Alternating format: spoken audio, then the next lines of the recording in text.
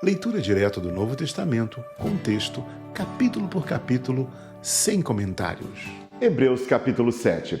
Porque este Melquisedeque, que era rei de Salém, sacerdote do Deus Altíssimo, e que saiu ao encontro de Abraão quando ele regressava da matança dos reis e o abençoou, a quem também Abraão deu o dízimo de tudo, e primeiramente por interpretação, rei de justiça e depois também rei de Salém, que é rei de paz. Sem pai, sem mãe, sem genealogia, não tendo princípio de dias nem fim de vida, mas sendo feito semelhante ao Filho de Deus, permanece sacerdote para sempre. Considerai, pois, quão grande era este, a quem até o patriarca Abraão deu os dízimos dos despojos.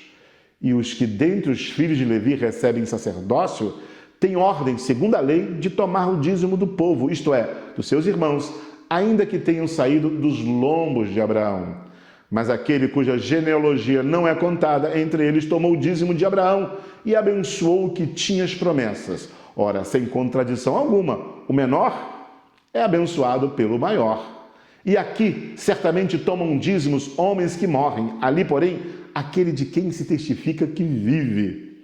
E para assim dizer, por meio de Abraão até Levi, que recebe dízimos, pagou dízimos, porque ainda ele estava nos lombos de seu pai quando Melquisedeque lhe saiu ao encontro. De sorte que, se a perfeição fosse pelo sacerdócio levítico, porque sob ele o povo recebeu a lei, que necessidade havia logo de que outro sacerdote se levantasse, segundo a ordem de Melquisedeque, e não fosse chamado segundo a ordem de Arão?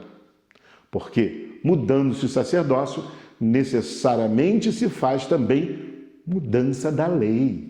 Porque aquele de quem essas coisas se dizem pertence a outra tribo, da qual ninguém serviu ao altar, visto ser manifesto que nosso Senhor procedeu de Judá, e concernente a essa tribo nunca Moisés falou de sacerdócio. E muito mais manifesto é ainda se a semelhança de Melquisedeque se levantar outro sacerdote, que não foi feito segundo a lei do mandamento carnal, mas segundo a virtude da vida incorruptível.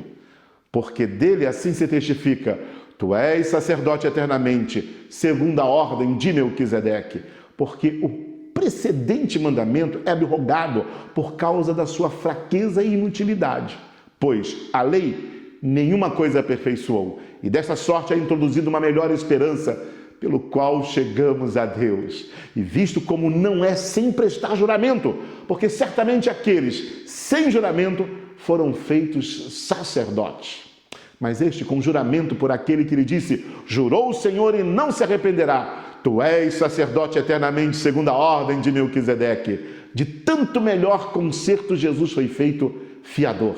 E na verdade aqueles foram feitos sacerdotes em grande número, porque pela morte foram impedidos de permanecer. Mas este, porque permanece eternamente, tem um sacerdócio perpétuo. Portanto, pode também salvar perfeitamente os que por ele se chegam a Deus, vivendo sempre para interceder por eles. Porque nos convinha tal sumo sacerdote santo, inocente, imaculado, separado dos pecadores e feito mais sublime do que os céus, que não necessitasse, como os sumos sacerdotes, de oferecer cada dia sacrifícios, primeiramente por seus próprios pecados e depois pelos do povo. Porque isto fez ele uma vez, oferecendo-se a si mesmo. Porque a lei constituiu os sumos sacerdotes a homens fracos, mas a palavra do juramento que veio depois da lei constituiu o Filho perfeito para sempre. Hebreus capítulo 7. Bom ter você na leitura do Novo Testamento. Até o próximo capítulo. Deus te abençoe rica e abundantemente.